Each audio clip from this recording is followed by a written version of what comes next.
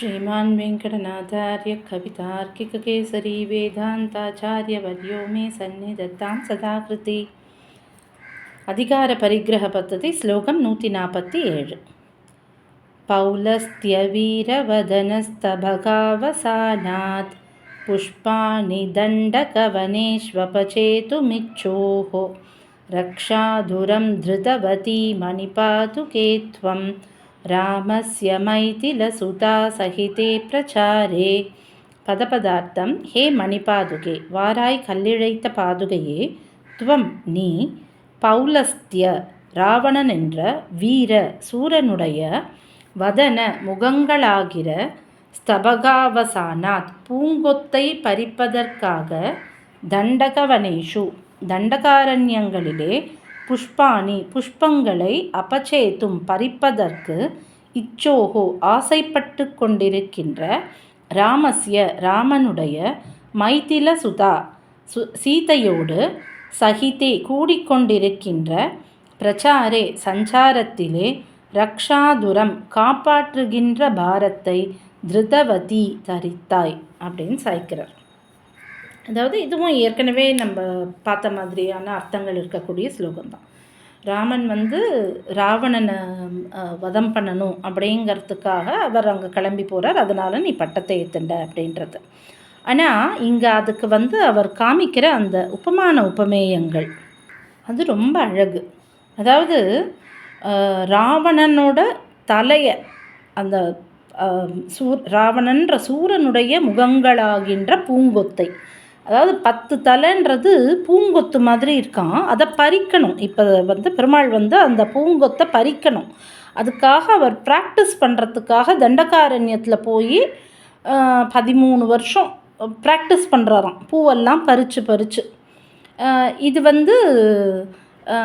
எதுக்கு ப்ராக்டிஸ் பண்ணுறார் அப்படின்னா, ராவணனோட 10 தலையை பூ பறிக்கிற மாதிரி பறிக்கிறதுக்கு. அப்போ ராவணன் ஒன்றும் அவ்வளோ பெரிய ஆள் இல்லையா அப்படின்னா அப்படி சொல்ல முடியாது. ஏன்னா ஏதோ ஒரு சாமானியமான ஆளை இவர் ஜெயிச்சுட்டார் இல்லை. அதனால தான் சுவாமி இங்கே பதம் போடுற வீர பௌலஸ்திய வீரவதன அப்படின்னு.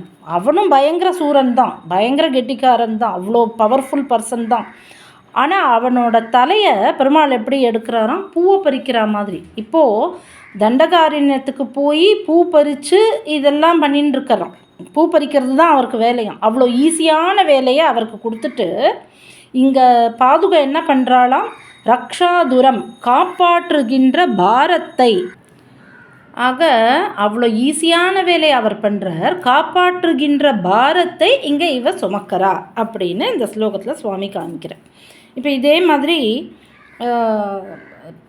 தேசிக பிரபந்தத்தில் சுவாமி சாய்ப்பர் அத்திரவரக்கண் முடி 10 ஒரு கொத்தென உதிர்த்த திரளோன், ஒரு கொத்து அப்படியே ஒரு பரிச்சாரம் பெருமாள். அதை அவ்வளோ ஈஸியான வேலை அப்படின்னு சுவாமி சாய்க்கிறார். இப்போது சுவாமி ஒரு கிரந்தத்தில் ஒரு விஷயம் எடுக்கிறார், ஆனால் இன்னொரு கிரந்தத்தில் அதுக்கு முரண்பாடாக எழுதுகிறார். அந்த மாதிரி ஒன்று கிடையவே கிடையாது. எல்லா கிரந்தத்துலேயும் ஒரே விஷயத்தை மாறாமல் சொல்கிறது தான் சுவாமியோட ஸ்டைல். ஏன்னா அவர் அந்த விஷயம் என்னவோ, அந்த கான்டென்ட் என்னவோ அதை மாற்றாமல் அப்படியே சொல்கிறவர் அவர். ஆக இதை ரகுவீரகத்தியத்துலேயும் சுவாமி எடுத்திருப்பார்.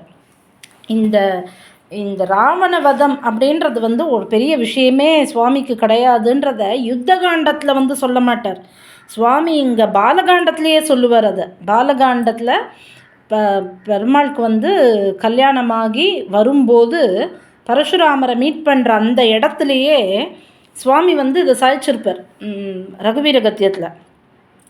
கிரதுஹர சிகரி கந்துக விஹ்ருத்யுன்முக ஜகதுருந்துத ஜிதஹரி தந்த தந்தி தந்த தந்துரோரோந்த தசவதன தமன குஷல தசசதபுஜ முக நிருபதிகுல ருச்சிரதர பரபரித பிருதுதர தட்டாக தர்ப்பித பித்ருக பிருகுபதி சுகதி விஹதி கரணத பரிட்டிஷு பரிகா அப்படின்னு. அதுக்கு என்ன அர்த்தம் அப்படின்னா, அதாவது தக்ஷன் ஒரு யாகம் பண்ணுறார், அதுக்கு சிவனுக்கு ஆவிர்வாகம் தரல, அதனால் அவளுக்குள்ளே சண்டை வந்தது. அப்போ தக்ஷனோட வேள்வியை சிவபெருமான் நிறுத்திட்டார். அப்பேற்பட்ட சிவபெருமானோட கைலாசத்தை பந்து மாதிரி வச்சுட்டு விளையாடினானா ராவணன். அந்த குபேரன்கிட்டேருந்து புஷ்பக விமானத்தை எடுத்துகிட்டு வர வழியில் கைலாசம் குறுக்க நின்றது. அதனால் அதை வந்து தள்ளி வச்சு பந்து மாதிரி அதை விளையாடினானா ராவணன். அப்பேற்பட்ட ராவணனை கார்த்தவீரியார்ஜுனன் அப்படிங்கிற, அவனுக்கு 1000 கை கார்த்தவீரியார்ஜுனனுக்கு.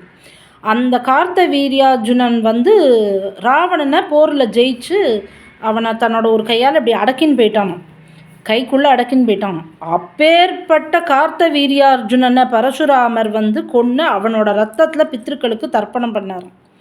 அப்பேற்பட்ட பரசுராமரோட கர்வத்தை பங்கம் பண்ணினையே அப்படிங்கிற சுவாமி.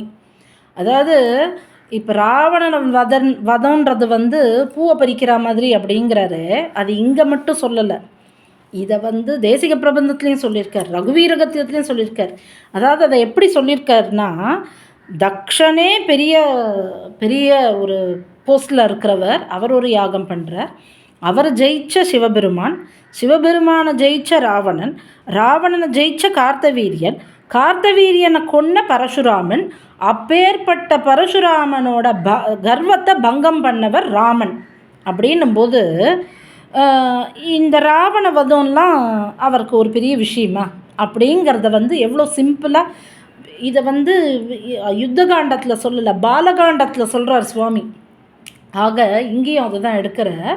இந்த ராவண வதம்லாம் ஒரு பெரிய விஷயமே இல்லை பெருமாளுக்கு, பூ பறிக்கிற மாதிரியான வேலை அது. அதனால் அவர் போய் பூ பறிக்கிறதுக்கு ப்ராக்டிஸ் பண்ணிட்டு இருக்கார் தண்டகாரண்யத்தில் போய். அந்த ஈஸியான வேலையை அவருக்கு கொடுத்துட்டு கஷ்டமான இந்த பூமி பாரத்தை தாங்கிறது அப்படிங்கிற கஷ்டமான வேலையை பாதுகா பண்ணா அப்படின்னு. இப்போ நமக்கே இதோட உட்கருத்து புரிஞ்சிருக்கும்.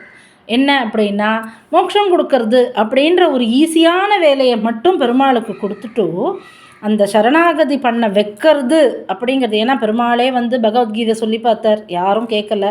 பெருமாளே ஆச்சாரியனா நேரம் வந்து சொன்னது பகவத்கீதை. அதுக்கே அங்கே பெருசாக ஒன்றும் எஃபெக்டே இல்லை. எல்லாம் கேட்டு முடித்த உடனே அர்ஜுனனே சொல்லிட்டான், எனக்கு ஒன்றும் புரியல கிருஷ்ணா அப்படின்ட்டான். ஆக அந்த ஆச்சாரியஸ்தானம்ன்றது அவ்வளோ ஈஸி கிடையாது. ஸோ ஈஸியான மோட்சம் கொடுக்குற வேலையை பெருமாளுக்கு கொடுத்து ஆச்சாரியஸ்தானத்தை, இந்த பூபாரத்தை, இத்தனை ஜீவாத்மாக்களை கடையேற்றுற பொறுப்பை ஏற்றுண்டவர் யாருன்னா நம்மாழ்வார்.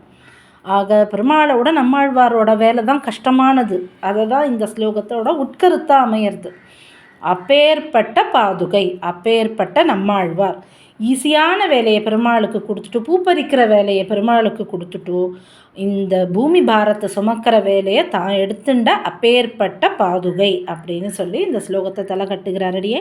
கவிதார்க்கிக சிம்மாய கல்யாண குருவே நமஹ.